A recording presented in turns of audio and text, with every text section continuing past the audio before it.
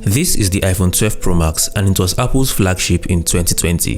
The iPhone 12 Pro Max was released in 2020 and as of today, it is actually about 2.5 years old. In this video, I'm going to be helping you decide if you should still pick up an iPhone 12 Pro Max in 2023 or if you should upgrade from an iPhone 12 Pro Max to a newer model in 2023.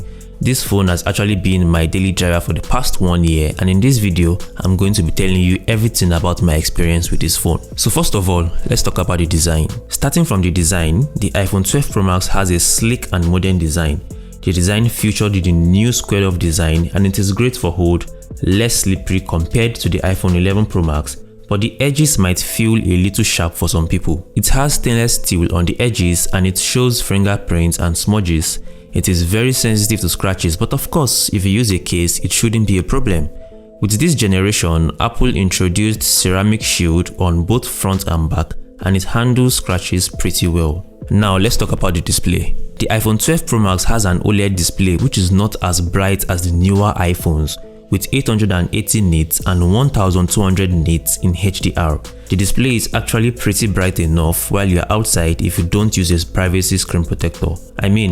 I use a privacy screen protector on mine and sometimes I struggle to see the screen while I'm outside under the sun, especially when I try to take pictures. Now let's talk about the speed and performance. Speaking of the speed and performance, the iPhone 12 Pro Max has the A14 Bionic chip with 6 gigs of RAM and it feels very fast. It runs iOS 16 well. Loading apps, scrolling and minimizing are handled pretty well and I honestly have no issues with it at all. Now let's talk about the camera. The main camera on the iPhone 12 Pro Max is a 12 megapixel wide-angle lens with an f1.6 aperture, which allows for better low-light performance and depth of field control. The wide-angle lens is also equipped with sensor shift optical image stabilization, which stabilizes the sensor rather than the lens, resulting in improved image stabilization. In addition to the wide-angle lens, the iPhone 12 Pro Max also has a 12 megapixel ultra-wide lens with an f2.4 aperture. The ultra-wide lens also has a 120-degree field of view which can be useful for capturing landscape or group shots. The third camera on the iPhone 12 Pro Max is a 12 megapixel telephoto lens with an f2.2 aperture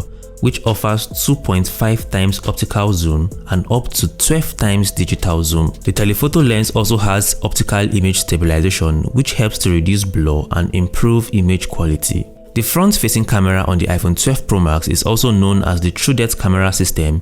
It is a 12 megapixel camera with an f2.2 aperture and a 23mm equivalent focal length.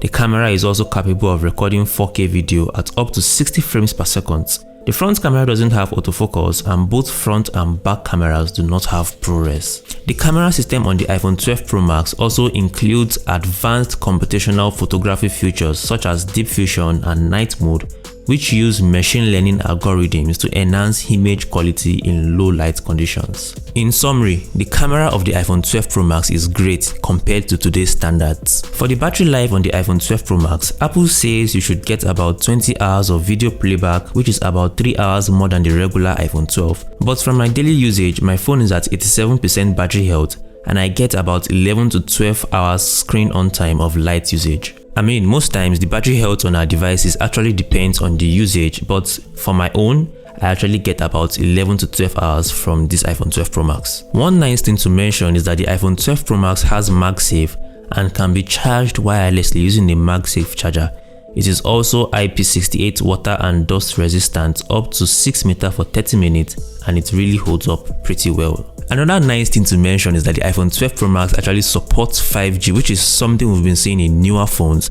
And the fact that this phone actually supports 5G means this phone is still very relevant. The iPhone 12 Pro Max still receives updates and we should expect it to still get up to iOS 18 or 19. The notch is really not a problem to me, but compared to the iPhone 13 Pro Max, it is larger and more noticeable. So now to the main question, should you purchase an iPhone 12 Pro Max in 2023? I would say yes.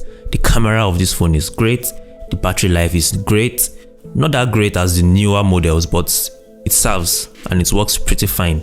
The display is also vibrant and it's very nice. You can get great deals on the UK used market. You can get this for about 450,000 to 500,000 naira, and you might even be lucky to get it for as cheap as 350,000 naira depending on the neatness and battery health of the phone. As I said earlier, this phone has been my daily driver for the past 1 year and seriously, I have no complaints at all. Now, if you own an iPhone 12 Pro Max and are wondering if you should upgrade to a 13 Pro Max or a 14 Pro Max, I would say it actually depends on the performance that you've gotten from your phone. If you want to upgrade, probably because of better processors, or the camera, probably because of the cinematic mode, or to focus of the front-facing camera on newer models, then I would say yes, if cash was not an issue. Otherwise, I would advise that you actually wait for the launch of iPhone 15, as we know that when the iPhone 15 is released, the prices of iPhone 13 and iPhone 14 are going to drop, and you will definitely get better deals by then. If you found this video helpful, feel free to share it with a friend, drop a like so that YouTube recommends this video to more people, and you can also subscribe to my channel for more videos like this. I will see you in my next video. Cheers.